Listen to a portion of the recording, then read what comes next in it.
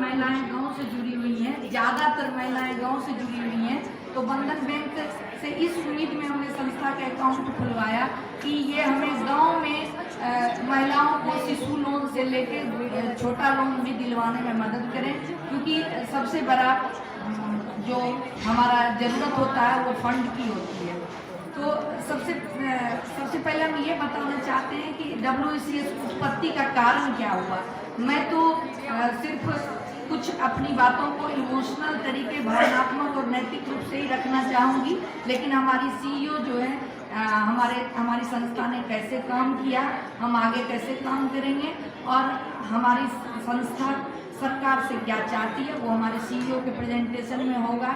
एक सबसे बड़ी बात है कि जब हम एक छोटा सा डाटा दिखाए हैं उस पर भी शायद बहुत सारे सवालात हैं। मैंने अपने डाटा में 10 करोड़ का टर्नओवर दिखाया। ऑब्वियसली हमारी संस्था नहीं है तो संस्था की तो टर्नओवर कुछ है नहीं, पर हमने 10 करोड़ बहुत छोटा करके दिखाया। हमारे इस कमेटी मेंबर में ही 10 करोड़ का टर्नओवर होगा, लेकिन हमने बहुत छोटा करके दिखाया कि हम पर बहुत सारे सवालात न उठने लगे और अपनी ताकत को हम बहुत कम करके दिखाए हैं, जो हमारे PPT में दिखेगा। उत्पत्ति क्यों हुई, ये एक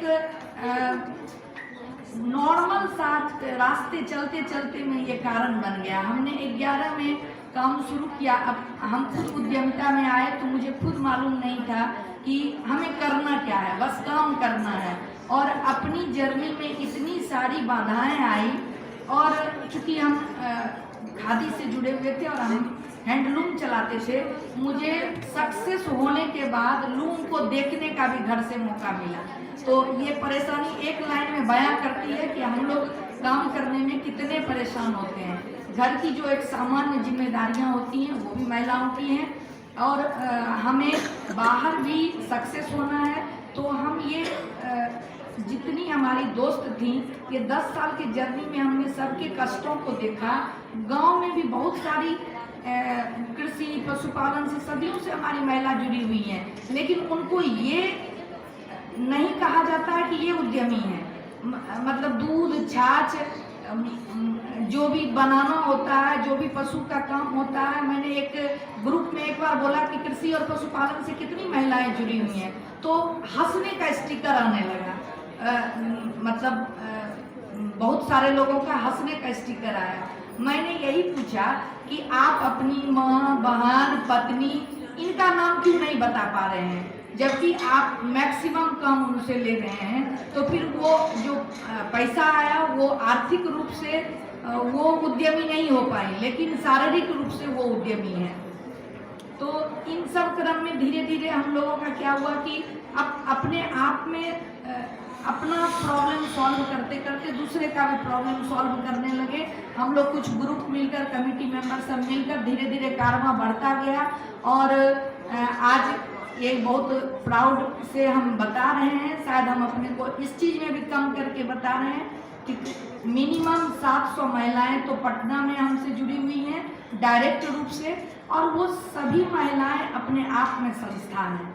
मतलब वो रोजगार और टर्नओवर मैंने अपनी महिलाओं का दिखाया, क्योंकि अब हम उद्यमिता में भी बेचारी के रूप में नहीं हैं। हम जो काम कर रहे हैं उसमें हमने उसको मल्टीप्लाई करके और बहुत मिनिमम करके बताया। सभी मिनिमम 5 तो रोजगार दी हुई हैं, चाहे वो पुरुष हो चाहे स्त्री हो। बहुत सारी महिलाएं हैं जो 250 लोगों को, 350 लोगों को, 50 लोगों को, 40 लोगों को रोजगार दी हुई है। तो हमने इनको कैलकुलेट करके रोजगार को बताया और अपने टर्नओवर को बताया। हम एक यहाँ पर मंत्री जी का ये ध्यान आकर्षण करना चाहते हैं, क्योंकि हम लोगों का एक अपना प्रैक्टिकल सर्वे है कि हम कहाँ हमें परेशानियाँ हो रही हैं। तो हम 20 से 30 साल की लड़कियाँ भी हमारी बहुत सारी मेंबर हैं, उनकी परेशानी ये है वो आज स्किल्ड तो हो गई हैं, लेकिन वो करें क्या। हम लोगों के पास सिर्फ यही सवाल लेके आती हैं कि मैडम हम करें क्या।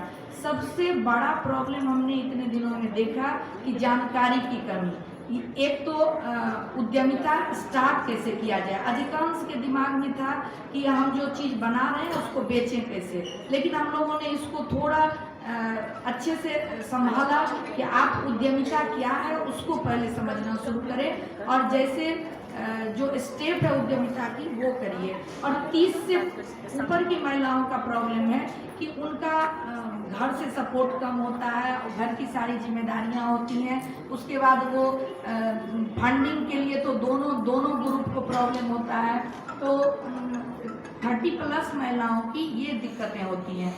एक बताते हुए बहुत अच्छा फील हो रहा है कि हमारे एसोसिएशन में जो पहले पायदान पर हैं वो 40 एज तक की, एक तरह से कहें कि यंग एंटरप्रेन्योर्स ज़्यादा हैं।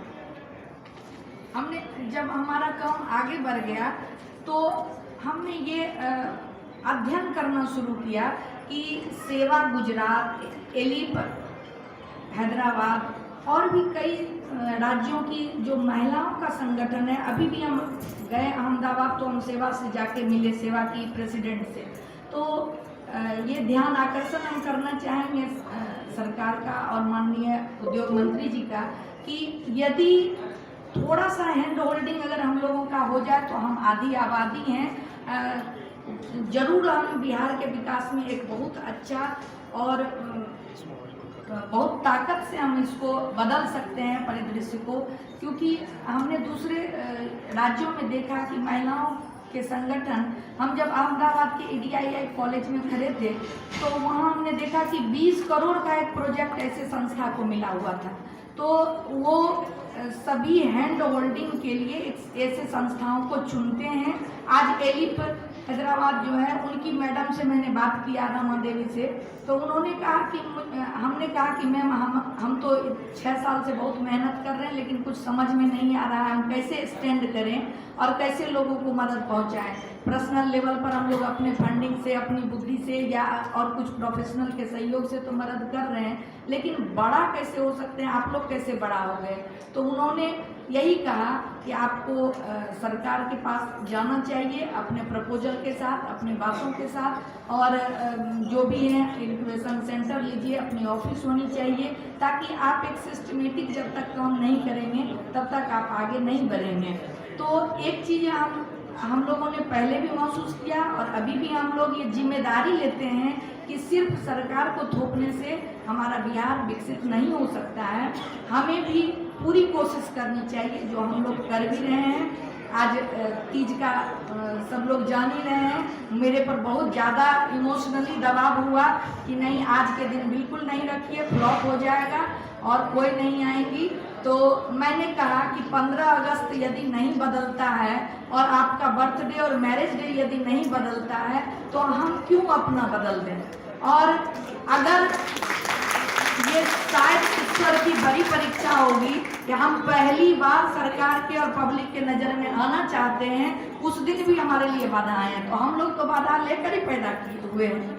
तो इस चीज़ को मैं काफ़ी विरोध के बाद भी हमने इस डेट को चेंज नहीं किया और इस डेट को किया, और मुझे भी भरोसा नहीं था कि इतने लोग आ सकेंगे, लेकिन आज सभी लोग हैं। और इसके अलावा हमारा फेसबुक लाइव भी चल रहा है, जो हमें मालूम है वो हमें फ़ोटो भेज रही हैं कि जैसे बेगूसराय के डुमरी गांव से और समस्तीपुर से कई जगह से हमारे जो ग्रुप हैं वो सब अभी फेसबुक लाइव जुड़ के देख रही हैं। और हमारी जो युवा एंटरप्रेन्योर सब हैं वो उन लोगों को थोड़ा हम लोग इसलिए नहीं ला पा रहे हैं साथ कि उन लोगों को तुरंत का तुरंत कुछ फ़ायदा चाहती हैं, जो कि हम लोग तुरंत नहीं दे पाते हैं बड़ा फ़ायदा।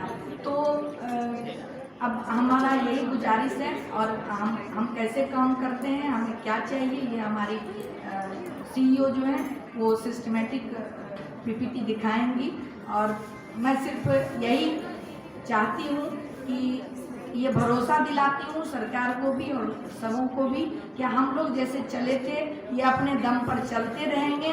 ऐसा भी नहीं है कि हमें प्रोग्राम करके सरकार से बहुत सारा डिमांड करना है, बस एक ही चीज़ अभी हमें एक चाहिए कि हमें 5000 स्क्वायर फीट का कहीं अगर जगह मिल जाता है तो हम लोग एक पूरा सिस्टम बनाए हुए हैं, हम कमेटी मेंबर उसके लिए मेहनत करते हैं अपने बिजनेस को करते हुए कि हम वहाँ पर बैठकर सबसे ज़्यादा महिलाएं परेशान होती हैं कि हम कहाँ आपसे मिलें, कब मिलें, कैसे बात करें। तो ऑब्वियसली हम लोग भी उद्यमी हैं तो कहीं कहीं इधर उधर रहते हैं। अगर हमारा एक ऑफिस हो जाएगा तो हम सिस्टमेटिक वहाँ कोई न कोई टाइम से बैठेंगे।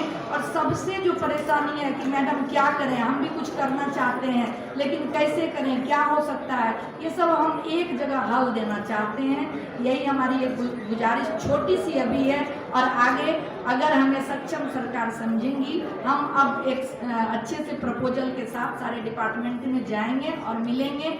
ये भी बहुत अभी WDC